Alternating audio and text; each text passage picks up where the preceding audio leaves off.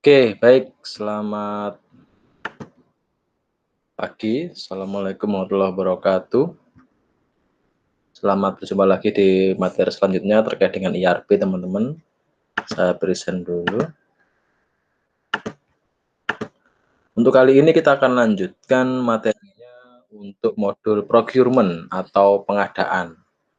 Kalau teman-teman kemarin ingat di awal bahwa procurement ini adalah bagian awal dari 3 core proses yang ada di dalam IRP. Yakni ada procurement, production, dan juga fulfillment gitu ya. Di dalam setiap enterprise atau organisasi ataupun perusahaan pada umumnya mereka biasanya hanya memiliki core-nya memiliki 3 yakni procurement, production, dan fulfillment. Nah, kita akan masuk di awal topik yakni terkait dengan procurement gitu ya. Kalau kemarin kita awalnya sudah bahas tentang accounting dasar, bagaimana accounting yang ada di sistem ERP ya, maksudnya bukan accounting secara keilmuan, karena kita hanya fokus di bagaimana accounting yang ada di sistem ERP, jadi secara garis besarnya. Kali ini kita akan mulai ke proses bisnis yang lanjutannya, tapi kita recap dulu yang accounting kemarin. Bahwasanya accounting kita sudah bahas ya, ada master data, ada basic accounting concept, yakni ada chart of account, ada juga apa namanya jurnal seperti itu. Ada juga nanti segmen kita bahas juga bagaimana proses transaksi yang bisa ke-record di sistem seperti itu, bagaimana alur debit kreditnya dan sebagainya, hingga apa saja proses-proses yang ada di accounting, gitu ya. Kemarin ada juga beberapa data transaksi yang ada di sana sama data organisasinya, ya kan. Ada yang namanya kemarin itu saya lupa kemana ada division kalau nggak salah ya, sama ada apa kemarin saya lupa yang organisasinya. Lalu di terakhir ada juga reports di financial accounting juga yang bisa kita generate langsung dari sistem ERP. Ini beberapa yang bisa kita, oh ya ada juga kemarin 5 aspek atau 5 komponen yang paling penting yang ada di dalam accounting, yakni ada liabilities, ya kan, ada revenue, ada equity, dan duanya kemarin ada juga apa kemarin ya, ada aset dan satunya saya lupa apa. Itu yang beberapa segmen apa komponen yang sangat penting sekali di accounting, teman-teman. Jadi sebenarnya Pak, apakah saya perlu nanti belajar detail tentang accounting? Kalian hanya perlu tahu nanti bagaimana accounting itu diproses atau dilaksanakan di sistem, kayak gitu. Karena nanti sebenarnya ketika realnya itu yang akan menghandle accounting ini orang-orang yang di bagian keuangan yang sudah tahu bagaimana alur yang seharusnya, kayak gitu. Tapi yang penting teman-teman sebagai orang SI tahu bagaimana data atau proses itu dilaksanakan di sistem ERP, teman-teman. Seperti itu. Ya. Ada juga 2 istilah, yakni ada account payable sama account receivable. Account payable itu adalah akun-akun dalam accounting yang hubungannya dengan kalau kita keluar duit. Kalau account receivable itu hubungannya dengan kita kalau kita mendapatkan duit. Lalu ada procurement. Nah, ini procurement. Procurement ini kita nanti ada juga seperti biasa ada 3 jenis data, yakni data master, data organisasi, sama data transaksi. Teman-teman ya. Nah, secara umum seperti ini, general ya, ini general ini secara umum hampir semua perusahaan pasti mereka melaksanakan tahapan atau proses ini di bagian pengadaan mereka atau bagian procurement mereka. Hanya saja di beberapa perusahaan mungkin beda istilah saja. Contoh misalkan kalau di sini ada bagian purchasing, mungkin yang ada bagian procure gitu-gitu. Ada lagi mungkin nama bagiannya adalah pengadaan misalnya, tapi sebenarnya intinya adalah sama, teman-teman ya, kayak gitu. Nah, ini yang pertama, procurement itu diawali dengan adanya permintaan barang, ya kan? Entah itu barang raw material, semi finish ataupun finish good, ataupun barang konsumsi ataupun barang habis pakai. Itu ya, kayak misalkan ATK dan lain sebagainya. Jadi secara umum kalau barang itu dibagi jadi 3, teman-teman, kalau yang ada di ERP ya, itu ada raw material atau bahan mentah, lalu ada semi finish good atau barang setengah jadi, terakhir ada finish good atau barang jadi yang akan dijual ke customer. Ada juga sebenarnya barang habis pakai yang digunakan untuk sehari-harian untuk administrasi, untuk produksi dan sebagainya. Misalnya ada bahan bakar, ada kertas, ATK dan sebagainya. Itu juga nanti akan di-record di di sistem ERP sehingga kalau ada pengadaan atau ada procurement bisa ditulis juga. Itu ya, jadi ada permintaan dari gudang ataupun dari bagian tertentu yang ada itu mereka bikin namanya purchase requisition atau request ya, permintaan pembelian. Nah, contoh paling gampang di UWC itu misalnya perpustakaan butuh kertas baru atau butuh printer baru misalnya, bikin permintaan nanti dikasihkan ke bagian Sarpras. Kenapa di Sarpras? Karena kalau di UWC yang ngurusin pengadaan itu adalah Sarpras. Lalu Sarpras menerima, Sarpras mencarikan ke vendor, lalu beli ya kan, vendor mengirim. Kalau sudah mengirim, barangnya diterima di sini, setelah barang diterima, kita harus membayar. Yang bayar bagian keuangan, ono Sapras bilang ke keuangan, "Hei bro, sis, ini bayaran yo, ini kita habis sekolahan ini atau kita ada habis pengadaan ini, bayaran ini rekening supplier atau vendornya seperti ini, kayak gitu. Begitu gambaran proses umumnya. Teman-teman hafalkan proses bisnisnya ini aja, itu kalian nanti bisa paham nanti, oh ternyata step basicnya seperti ini. Nanti mungkin beda sistem, misalnya ini ERP apa SAP seperti ini. Nanti 4K juga sama seperti ini sebenarnya, tapi mungkin beda nama aja. ERP Next juga sama, hampir seperti ini, tapi mungkin nanti ada tahapan tambahan sedikit apa gitu misalkan teman-teman. Jadi basically secara umum garis besarnya seperti ini. Itu ya. Nah, ini kalau kemarin kita sudah recall lagi ya, itu ada klien, ada company code, sama ada plan. Ya, klien itu adalah mewakili perusahaannya, company code ini adalah kode khusus untuk perusahaannya, kode untuk di sistem di ERP. Ya. Kalau kemarin kalian diskusi kelompoknya sudah selesai, mungkin ya diskusi kelompoknya kalian mungkin kasih kode apa terserah bagi untuk case tadi kalian ya, nanti kalian bisa pakai itu terus. Plan ini adalah pabriknya, misalkan kita punya beberapa pabrik, jadi juga ada punya beberapa plan, misalnya kalau semen Gresik, itu kan dia punya plan Tuban sama plan Rembang misalnya, seperti itu. Nah, kalau sudah ada plan di sini pabriknya, kalau di procurement kita tambahkan ada 3 ini lagi, dari sisi organisasi ya, dari sisi data organisasi. Ini adalah data organisasinya. Apa aja? Ini adalah storage location. Ini storage location ini adalah lokasi gudangnya. Jadi kalau anggapannya plan ini pabriknya, storage location adalah gudangnya. Lalu ada purchasing organization, ini adalah divisi atau bagian di perusahaan yang ngurusin terkait dengan pengadaan. Nah, dia bisa nanti diserahkan ke bagian manapun saklek perusahaan kan. Bisa bagian pengadaan sendiri ada, atau di UWC karena nggak ada bagian pengadaan maka masuk di Sarpras misalnya, kayak gitu. Tapi nama stafnya ada Bu Ratna, itu ada staf pengadaan misalnya, kayak gitu dan sebagainya. Kalau perusahaannya besar, misalkan itu bisa juga nanti ada purchasing group. Ini bisa dibagi-bagi, misalkan ada yang ngurusin pengadaan bahan produksi, ada yang ngurusin pengadaan bahan barang atau kantor misalnya, dan seterusnya. Contoh di Astra itu ya, saya dulu pernah tahu, itu di Astra itu yang bagian terkait dengan bengkelnya, itu mereka ada sendiri bagian purchasing group-nya. Ada yang purchasing group khusus untuk bagian pabrik manufakturnya. Nah, itu dia dibedakan, nanti ada bengkel, ada bagian manufakturnya. Itu contoh sederhananya.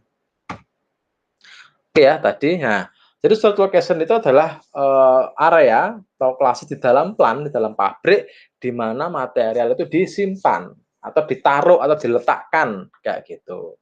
Contoh misalkan kalau di semen Gresik itu, kalau mungkin teman-teman yang sudah yang sudah kalian ya, mohon maaf kalian belum kemarin belum sempat kuliah lapangan, tapi semoga nanti tahun depan kita bisa susulkan ya kuliah lapangannya. Jadi kalau kalian sudah kuliah lapangan nanti kalian tahu nantinya itu misalkan atau mungkin sudah ambil wasmen. Nah, kalau sudah ambil wasmen ya misalkan kalian, itu kan ada kan misalkan area-area untuk menyimpan batu bara atau coal mill. Nah, kampus B dulu itu kan dulu itu tempat menyimpannya batu bara dulu di sana. Itu misalnya. Lalu ada lagi silo untuk menyimpan barang jadinya, semen yang sudah jadi kan taruh di silo misalnya. Ada lagi area penampungan untuk menyimpan, apa namanya, clay-nya, untuk menyimpan tanah liatnya, karena ada kan kayak area gitu, dia di sana. Jadi itu bisa disebut sebagai storage location-nya. Ada storage location coal mill, ada storage location clay, ada storage location untuk apa mana bahan semen itu, eh misalnya apa ya, kayak clay, coal mill, limestone-nya misalnya di mana. Nah, itu adalah area-areanya, teman-teman, kayak gitu. Bahkan di dalam area itu bisa lagi bisa nanti didetailkan juga. Bisa didetailkan ada namanya staging area misalnya, untuk yang siap dibawa keluar, atau ada lagi inspection area, misalkan dia, beberapa yang mau diinspeksi atau di QC atau di quality checking misalkan. Kalau QC biasanya untuk di finish good, untuk yang barang jadi ya. Jadi finish good adalah barang jadi yang siap dijual, ke customer. Nah, ini contohnya, misalkan ini ya kemarin ada contoh perusahaan namanya GPI atau GPI, dia punya, 2 cabang misalkan di US sama di Jerman misalnya. Lalu di US ini dia punya 3 pabrik, ada pabrik Dallas, pabrik San Diego, sama pabrik Miami. Yang Jerman ada punya 2 pabrik, pabrik Heidelberg sama pabrik Hamburg misalnya. Di mana masing-masing ini dia punya beberapa, storage location. Ini kadang di kode juga, misalkan RM adalah raw material, ya. Lalu SF itu adalah semi finish, yang FG itu adalah finish good, kayak gitu. Kalau MI ini biasanya adalah material, yang mungkin, barang habis pakai itu misalnya, teman-teman. Ada lagi yang San Diego ini misalkan, San Diego ini dia hanya menyimpan finish good saja. Contohnya kenapa? Karena memang mungkin mereka di sana tidak melakukan proses produksi, sehingga dia hanya menyimpan finish good saja, itu juga bisa aja, teman-teman. Kayak gitu, sehingga kan yang raw material sama semi finish dia nggak ada kan di sini, dia langsung finish good. TG ini mungkin bisa saja transfer good, yang dia hanya kayak barang distribusi gitu aja. Nah, untuk penyimpanan sementara, terakhir ada MI juga. Dan seterusnya, ini tergantung kebutuhan dari apa namanya masing-masing perusahaannya. Nah, nanti teman-teman seperti biasa diskusi kelompoknya silakan gambarkan seperti ini case study kalian. Kira-kira di case study kalian dia punya storage location berapa? Kayak gitu. Dia punya raw material berapa? Dia punya gudang gudang apa saja kira-kira? Ada gudang penyimpanan bahan apa, bahan ATK misalnya, atau gudang penyimpanan barang jadi, dan seterusnya, teman-teman. Kayak gitu. Oke, lalu yang tadi lanjut adalah purchasing organization. Itu purchasing organization ini adalah bagian yang ngurusin, pengadaannya gitu ya, bagian atau divisi yang ngurusin pengadaan. Kalau mungkin kalian di Hima itu ya mungkin KWU ya biasanya ya, yang apa, ngurusin pembelian apa, jaket, terus pembelian kaos misalnya, atau misalkan ada pembelian apalagi, dan sebagainya. Mungkin nanti koordinasinya sama bendahara gitu kan, kayak gitu.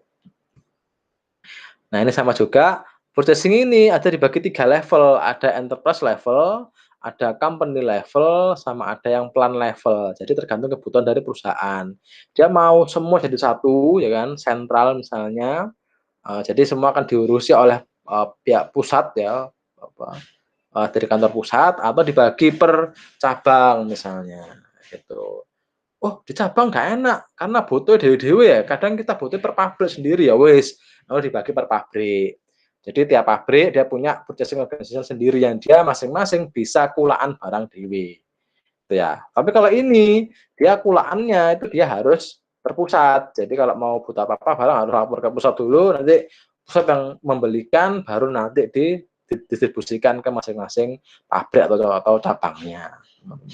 Ya ada plus minusnya gitu kan. Kalau ini mungkin harganya bisa standar semua kan, bisa seragam semua, tapi mungkin lama prosesnya. Tapi kalau ini mungkin pabrik bisa cepat dapat barangnya karena kakak-kakaknya dewe-dewe. Tapi mungkin akhirnya tidak enggak seragam harganya. Karena kan tiap pabrik duwe dewe-dewe kok. Pasti kok duwe langganan dewe-dewe. Kayak gitu kan. Itu tergantung kebutuhan saja. Ya kalau ini percabang misalnya. Sama seperti ini ya sebenarnya. Gitu ya. Jadi ada level plan, ada level company, ada level enterprise. Kayak gitu. Nah, nanti apa aja kira-kira keuntungan dan kerugiannya, nanti semoga kalian silakan didiskusikan. Ya, ini juga sama, ada purchasing group ini adalah beberapa yang tadi ya, ada dibedakan. Misalnya ada, tak bagi karena wakeh misalnya ono sing ngurusin, raw material tok, ono sing ngurusin apa jenenge, finish good tok, ono sing ngurusin bahan-bahan habis pakai tok, ya bisa. Tergantung kebutuhan perusahaan. Tapi nek perusahaannya biasa mungkin yang menengah atau kecil, dia cukup satu aja. Kayak UISI misalkan, cukup satu saja bagian Sharpers yang ngurusin pengadaan. Mungkin nanti ketika UISI sudah besar, ketika masing-masing prodi butuh sendiri-sendiri, mungkin nanti bisa aja ada bagian purchasing yang ngurusin pembelian masing-masing prodi, gitu ya. Kayak HTS itu ada masing-masing prodi atau jurusan dia bisa kulaan sendiri-sendiri, karena memang UTS sudah besar ya, secara strukturnya. Nah ini contoh Dell sama Intel, dia menggunakan hybrid strategi untuk purchasing-nya, kayak gitu. Apa contohnya? Jadi Dell ini dia punya central purchasing gitu kan, di mana semua kalau mau beli harus melalui kantor pusat, gitu kan. Sehingga harga dan sebagainya itu bisa negosiasi secara sentral dengan Intel, kayak gitu. Tapi secara pembelian ya, ini secara uangnya dengan Intel itu global. Tapi untuk PO-nya atau untuk purchase order-nya atau transaksinya dan pengirimannya itu dikirim ke masing-masing plan sesuai dengan kebutuhan dari Dell, gitu. Jadi misalkan Dell US itu purchase-nya dari Intel yang ada di US, Dell China dia purchase-nya chipnya dari Intel yang ada di China dan seterusnya. Jadi enak ini hybrid dia. Secara harga terpusat dari satu, gitu ya.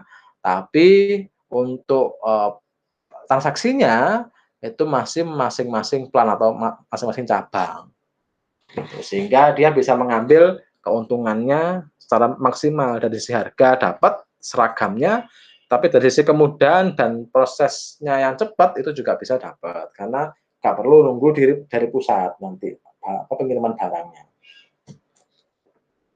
Oke ya, jadi enak nih, ada kontrak dan harga jangka panjangnya. Ini contoh yang ada di Dell sama Intel, teman-teman. Pak ini tahun berapa? Ini bukunya tahun 2012 apa 2011, 2012. Berarti kemungkinan ya, apa namanya, ini contohnya tahun 2012-an ke bawah. Bagaimana dengan sekarang? Mungkin akan semakin berkembang lagi. Kenapa? Karena kan sekarang, apa namanya, dengan adanya kecanggihan internet ya, pengiriman bisa langsung seluruh dunia seperti itu, mungkin, nggak tahu sekarang. Dell bisa aja tetap sentral, tapi pengirimannya langsung ke masing-masing plan misalnya, tidak perlu lagi menunggu Intel China atau Intel US dan seterusnya, kayak gitu. Ini dinamikanya seperti ini. Oke, kita masuk ke data master. Ingat ya, data master itu adalah data yang dia tersimpan di sistem yang akan digunakan di banyak transaksi, seperti itu. Kalau di sini di procurement ada 4 nantinya. Ada material master atau master material atau itemnya atau barang-barangnya ya. Jadi apa nama barangnya, detail barangnya itu harus disimpan dulu di sistem. Lalu kedua ada vendor master atau vendor supplier, sorry, atau master supplier gitu ya. Ini hanya istilah saja. Kalau di ERP umumnya adalah vendor, tapi beberapa software ERP misalkan ada juga yang menamakan supplier. Tapi sebenarnya kalau secara prakteknya ya, secara practically vendor sama supplier itu beda, teman-teman. Oh Pak, beda nih. Bedanya gini, biasanya kalau yang kita butuhkan adalah barang yang harus dikirim ke kita dan kita beli ya, berupa real, berupa barang, itu umumnya nyebutnya supplier. Tapi kalau dia mostly berupa jasa, kayak penyewaan atau jasa apa, atau jasa dekor dan sebagainya, itu biasanya nyebutnya vendor. Makanya kalau pernikahan itu kan biasanya kan nyebutnya vendor kan, karena ya jasa yang dia jasa WO-nya, vendor apa wedding organizer-nya, vendor untuk apa namanya dekorasinya dan seterusnya, vendor untuk dokumentasi gitu-gitu. Tapi kalau kita beli barang itu supplier, kan misalkan retail itu supplier karena dia yang menyetok atau mensuplai stok barangnya. Gitu ya. Dapat ya bedanya vendor dan supplier.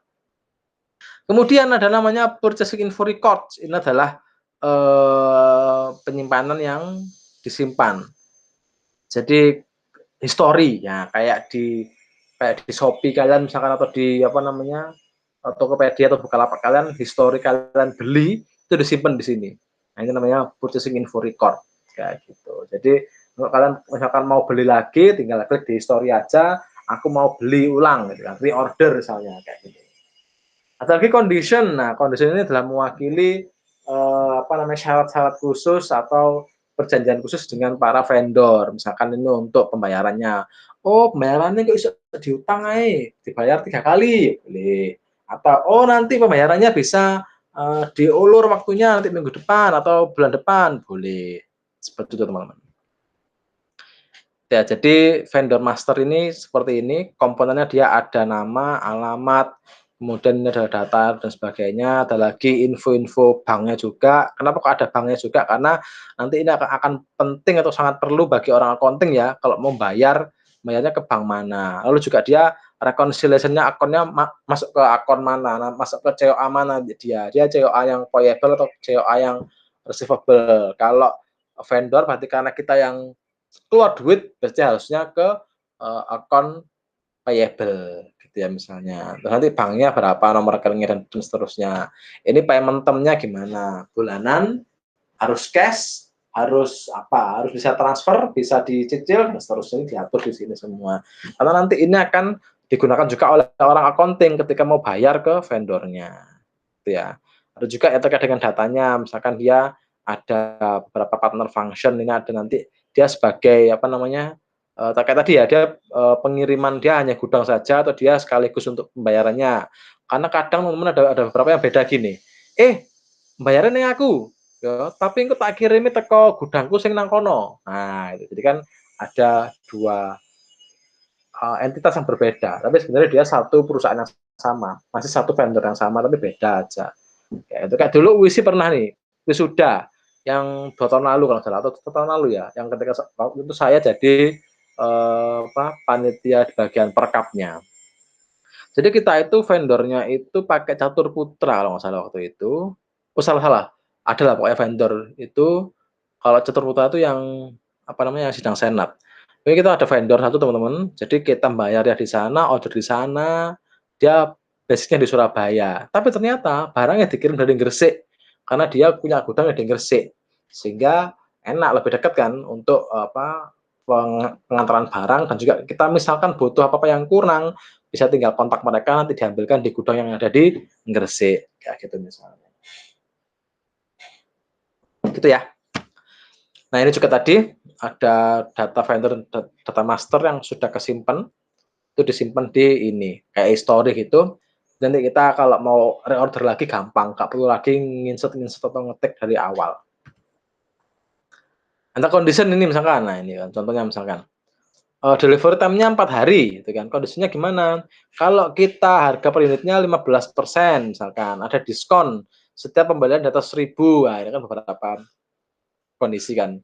Atau misalkan, kalau beli 10 gratis 1 misalkan, atau kalau beli, 5 diskon 10% misalnya, atau kalau kita, beli banyak sak kodi misalnya itu dapat harga khusus misalnya. Nah, itu diatur di sini teman-teman, sehingga nanti ketika kondisi ini tersimpan, maka ketika transaksi itu memenuhi syarat di sistem, otomatis sistem akan mengubah harganya.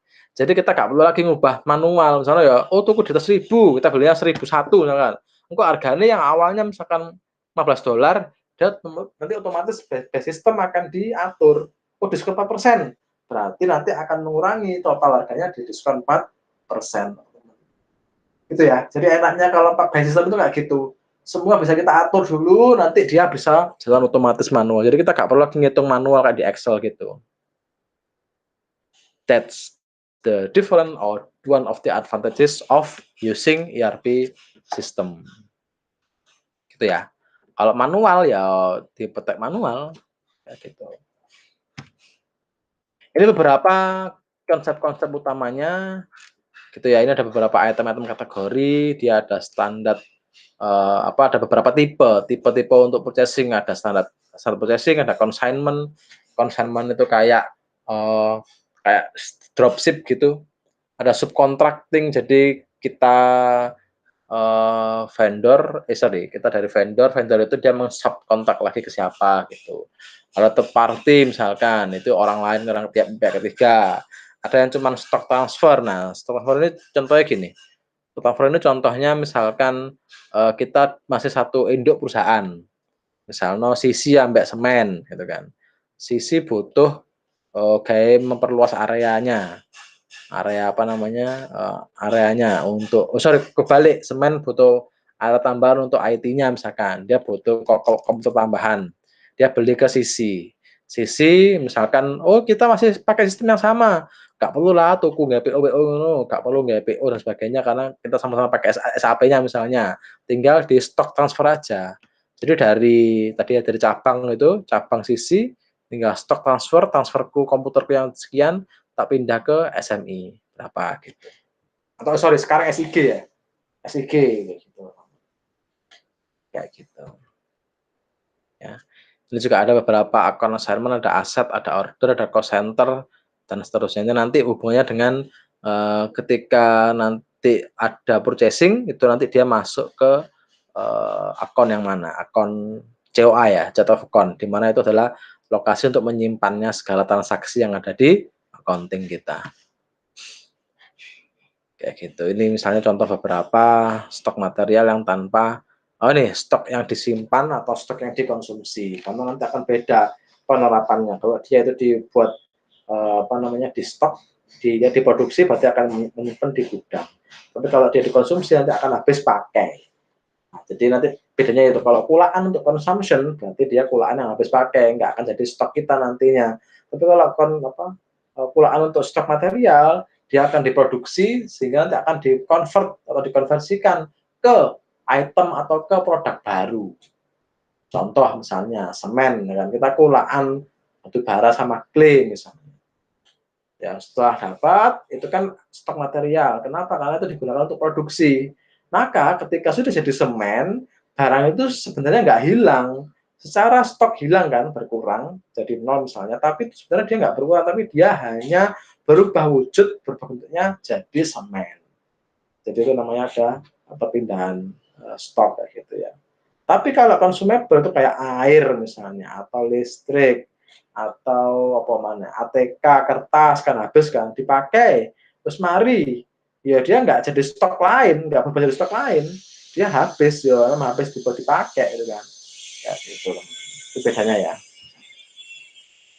Ini beberapa item juga atau beberapa istilah-istilah yang ada di tipe-tipe status dari item map material kita yang sedang kita kulaan gitu kan. Jadi sebelum kulaan itu biasanya dia ini kita akan kategorikan jadi 4 tipe ini. Dia unrestricted use, ini dia kulaan yang memang menjadi stok kita, atau in quality inspection, misalkan kita kulak sesuatu barang yang butuh inspeksi dulu sebelum diterima di gudang gitu kan. Jadi kayak kita cek-cek dulu, gitu kan, kita ceki-ceki dulu, apakah ada yang kurang atau ada yang kurang sesuai standar dan sebagainya, nanti bisa diretur.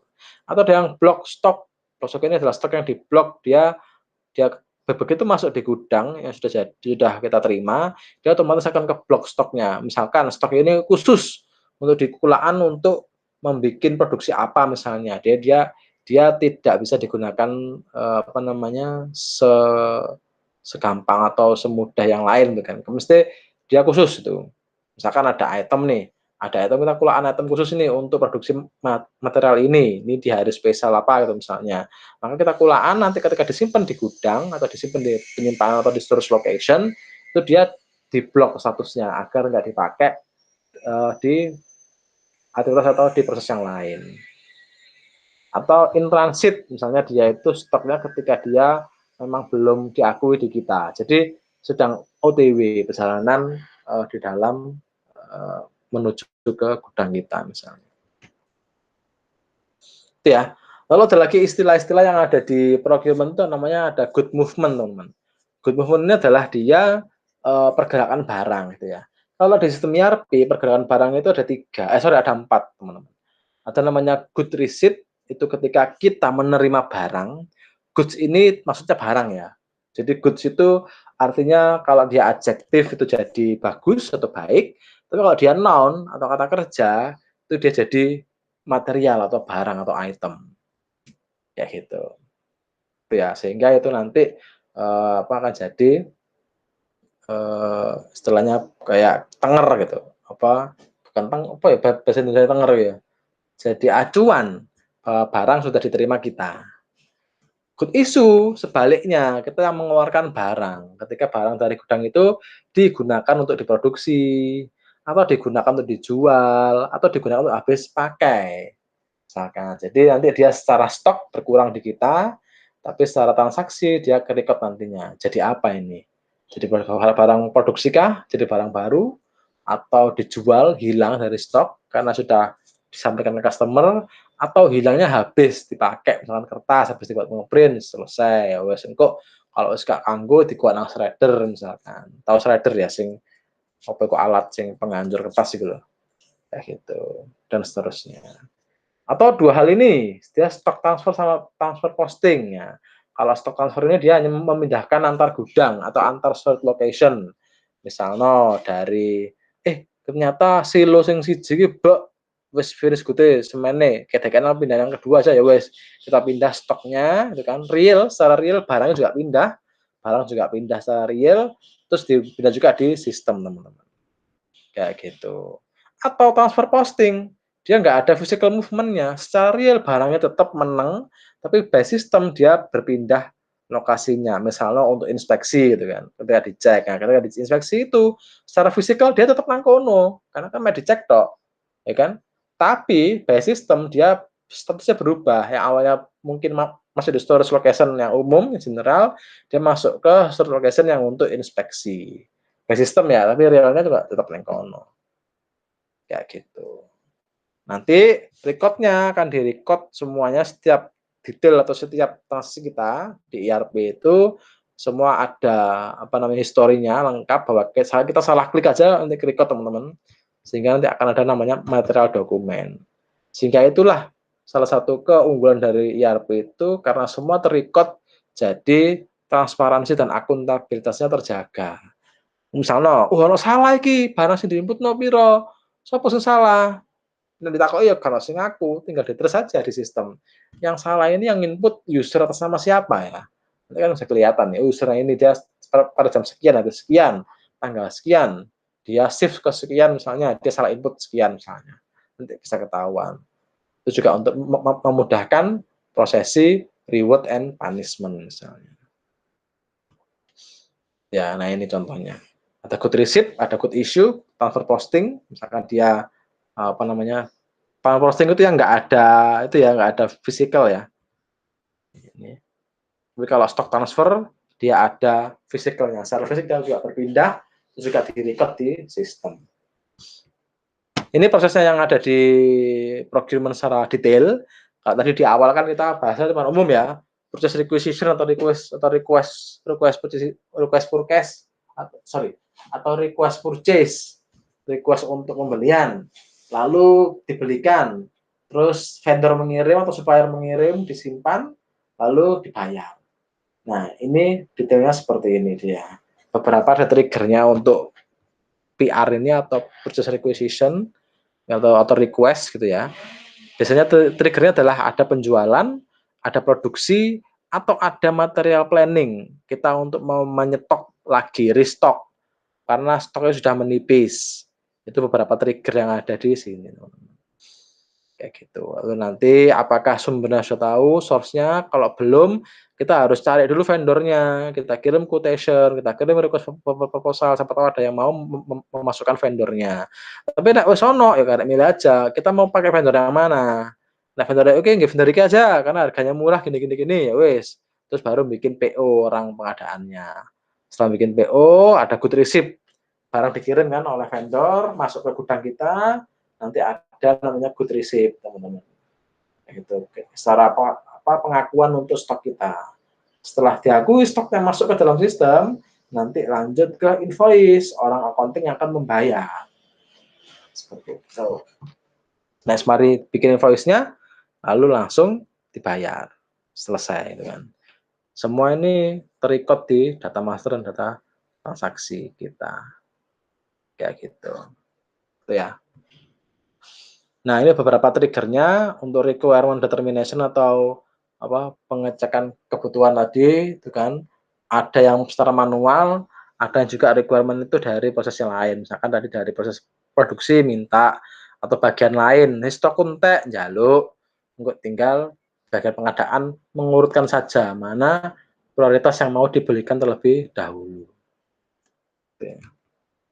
Setelah itu bikin PR. Nah, PR ini adalah dia detailnya kalau memang user atau yang mau bikin terus dia punya apa saran vendor yang bagus, bisa juga dilampirkan sebagai gambaran nanti untuk teman-teman di pengadaan ben gak dhek nggambar-nggambarkan, "Iki tak pesena nang ndi iki?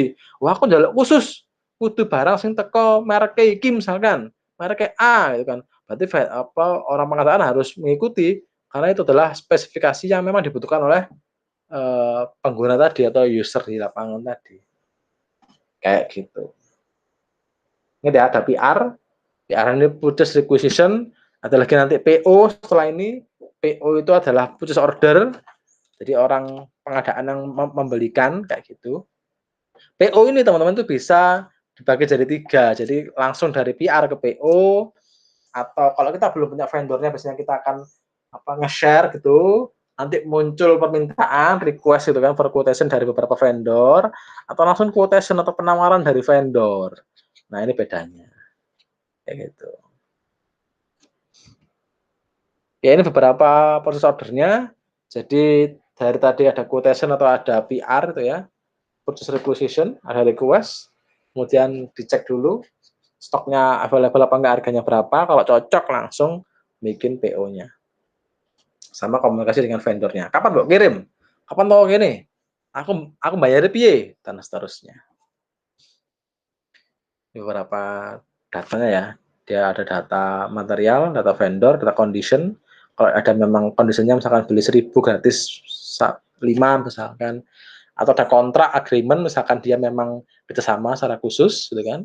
Lalu nanti akan kesimpan di purchasing info record sebagai history kita, history untuk pembelian kita. Lalu beberapa dokumen yang inputnya yang masuk ada requisition atau RFQ atau request for quotation itu tadi yang kita open ya, lelang gitu misalkan, "Ayo lelang, tak buka, sapa ae sing kirim proposal," gitu. Atau murni quotation, murni penawaran yang masuk dari vendor ke kita, kayak gitu. Nah, ini detailnya teman-teman. Tadi ya, jadi dari vendor itu bisa melalui banyak banget, ada email, surat langsung, atau faksimil dan sebagainya, gitu kan. Atau kita juga bisa send PO atau kebalikannya, vendor yang akan memberikan apa penawaran dan seterusnya, kayak gitu. Itu ya. Nanti setelah PO-nya tergenerate, dia akan nanti masuk ke vendor dan juga ke another plan untuk yang mengirim siapa, kayak gitu. Nah, ini good receipt kalau barang sudah dikirim oleh vendor, mari ya, "Tak kirim barangnya, yo, engko tak terima." Ketika diterima, itu admin gudang dia harus ngetik good receipt sebagai pengakuan bahwa barang sudah masuk. Kalau sudah masuk, barang berarti diakui di stok kita. Nanti akan muncul di stok di sistem otomatis. Nambah sekian, jret. Seperti itu. Dari beberapa contohnya aja. Nah, ini teman-teman. Jadi ketika good receipt itu nggak serta-merta langsung kita terima aja. Atau udah ya harus langsung barangnya teko piro sak kontainer ya apa iki? Nah, ya cara ngecek sak kontainer. Apakah harus dicek semua? Yo bonjot lek ngono kan, keselan.